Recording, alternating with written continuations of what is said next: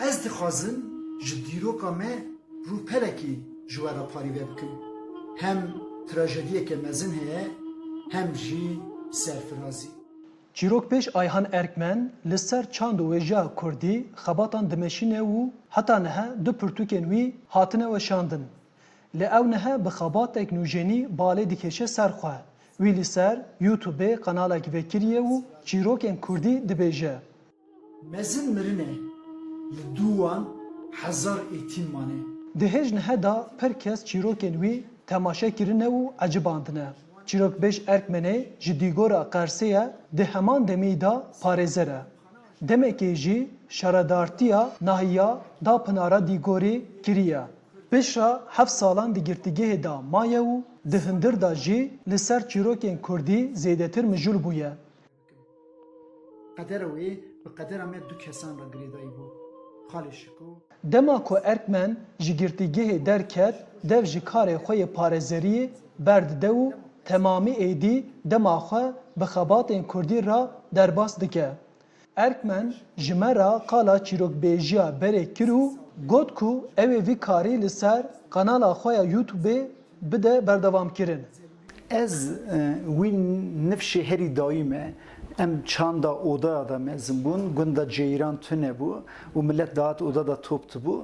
Em jî zar bilinga odê rû diniştin, çîrok da hatin gotin, mesele da hatin gotin. İnsan zêde van roja xwandinê zêdetir temaşe dikin. Ew çîrokê min yê her yekê da dersek heye, ez wan çîroka dikim 2-3 deqe û ser YouTubeê didim weşandin. Erkmen destnîşan dikir ku êdî li cîhanê çîrokbêjî bûye trendeke nû. Her diçe giringiya çîrokbêjiyê zêdetir dibe. Hatta hal ela Türkiye'yi hin kesên Avrupî hatine Tirkî hin bune û Tirkiye xuye nîvcoyî va Tirkî çîroka dibêjin.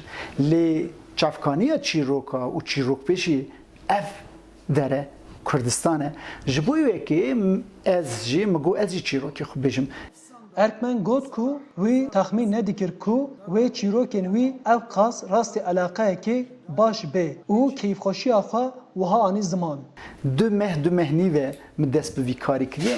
Wî du meh nîvî da ajansê vê heremê û rojnameyê Qersê hemiya röportaj kirin. Alî Tirkiyeyê malpêrekê edebiyatê hebû ilk yaz wana portreya xwe ya vê mehê da cîhta min insan davet dikin ji bo wan ra çîroka bêjim.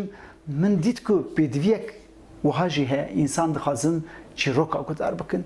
Çîrokbêj Erkmen got ku wî di çîrokên xwe da qala serpiyatiyên Kurdên êzîdî jî kiriye. İşte keyfa min pê hat, çîroka min herî dawî ser êtîmê êzdiya bû.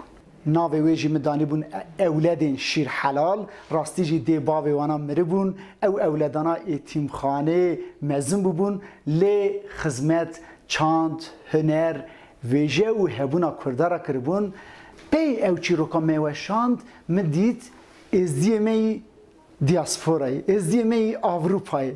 Peyamê xweşandin û spasdarî kirin. Ez pir kêfxweş bûm. Erkmen herî dawiyê derheqa giringiya çîrokbêjiya ji bo civakê da jî ev gotinên xwe anîn ziman. Dema mirov çîrokê baş û qenc guhdar dikin, dibin şahîd, dibin qehremanê başî û qenciyê. Dema çîrokê nebaş guhdar dikin û dibin şahîd, nebaşiyê hîn dibin.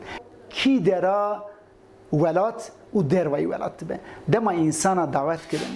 Ez ê herim ji wan ra çîrokê însana, çîrokê xwezayê, çîrokê rindiyê, qenciyê, başiyê, egdiyê û eşqê parî ve bikim.